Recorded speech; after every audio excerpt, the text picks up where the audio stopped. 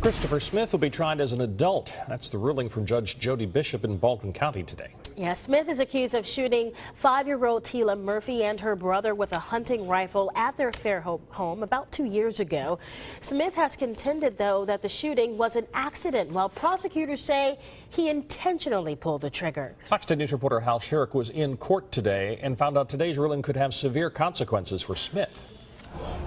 Judge Jody Bishop's courtroom erupted in applause Thursday morning as Christopher Smith's youthful offender hearing came to a close. Bishop quickly silenced the crowd that was there in support of 5-year-old Tila Murphy, who was shot and killed in her yard in April of 2012. Prosecutors say Smith purposefully shot Tila and her brother at their Fairhope home with a hunting rifle while he watched the children for their mother. We pointed out today in open court that he was looking at the kids through the scope. Had his finger on the trigger and squeezed the trigger. Judge Bishop ruled that Smith will stand trial as an adult for the alleged offenses. The Murphy family filled the courtroom wearing pink shirts with Tila's picture on them and the words, "Justice for Tila."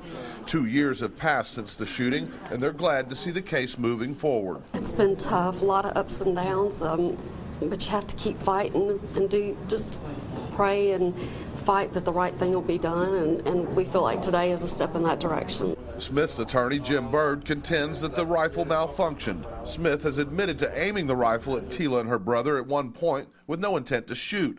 Whatever the intent, prosecutors say a single bullet discharged, striking them both.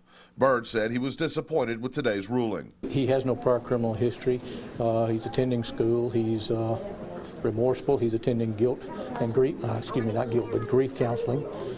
He is a young man who is deserving of youthful offender consideration. The consequences of this morning's ruling are extreme. For example, had Smith been granted youthful offender status, if found guilty, his maximum sentence would have been 3 years. As it stands now, if he's found guilty, he could face up to life in prison. Reporting from Bay Minette, Hal Sherrick, Fox 10 News. A trial date hasn't been set yet. Smith remains out on bond at the